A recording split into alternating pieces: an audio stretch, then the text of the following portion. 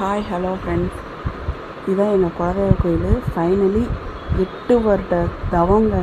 8 வருஷமாக எப்படா என் குழந்தைய தூக்கிட்டு உன் சன்னதிக்கு வருவேன்னு ஒவ்வொரு நாளும் இந்த கோயிலுக்கு போகிறப்ப நான் வேண்டிகிட்டு வந்தேன். 8 வருஷம் கழித்து எங்களுக்கு இது நிறைவேறி இருக்குது. இந்த கல்யாண நாளுக்கு எங்கள் பாப்பாவை தூக்கிட்டு எங்கள் குலதெய்வ கோயிலுக்கு போயிருந்தோம். இந்த கோயில் தாராபுரத்தில் இருக்குது. போயிட்டு நல்லா நீட்டாக சாமி கும்பிட்டு வந்தாச்சுங்க. ரொம்ப சந்தோஷம்.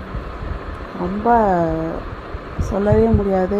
எங்கள் குலதெய்வ கோயிலுக்கு எங்கள் பாப்பாவை தூக்கிட்டு போயிருக்கோங்கிறத நினைக்கிறப்பே அவ்வளோ ஒரு சந்தோஷம்.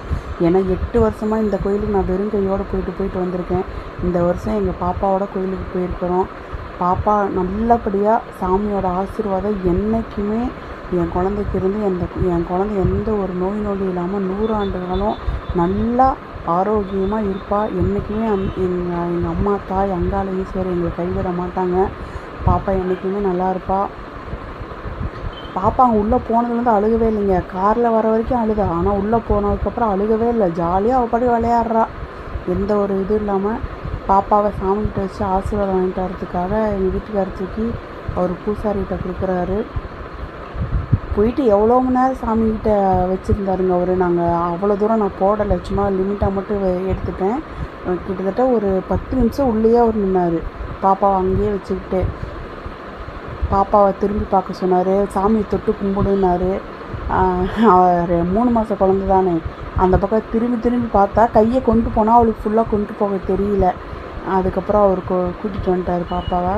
ரொம்ப சந்தோஷங்க. எங்கள் குழந்தை எங்கள் குலதெய்வ கோயிலுக்கு இந்த வருஷம் வந்திருக்குன்னு நினைக்கிறப்ப ரொம்ப சந்தோஷமாக இருக்குது. ரொம்ப சொல்ல முடியாத அளவுக்கு ஒரு மிகப்பெரிய ஒரு சந்தோஷம் இது.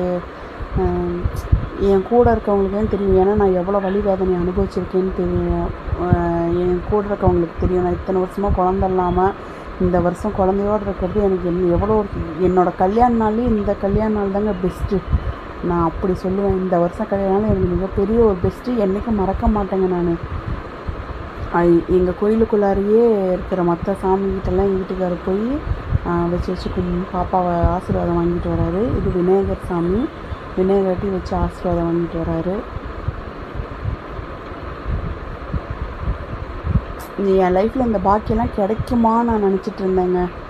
இந்த வருஷம் எனக்கு அது கிடைச்சிருச்சு. எல்லாமே கடவுளோட அருள் தாங்க எனக்கு எல்லாமே. இதாங்க எங்கள் கோயில், எங்கள் குலதெய்வ கோயில். மதிய டைம் போயிருக்கோம். பயங்கர பொடி வரைங்க. ஃபைனல் நல்லபடியாக சாமி கும்பிட்டு வீட்டுக்கு கிளம்பியாச்சு.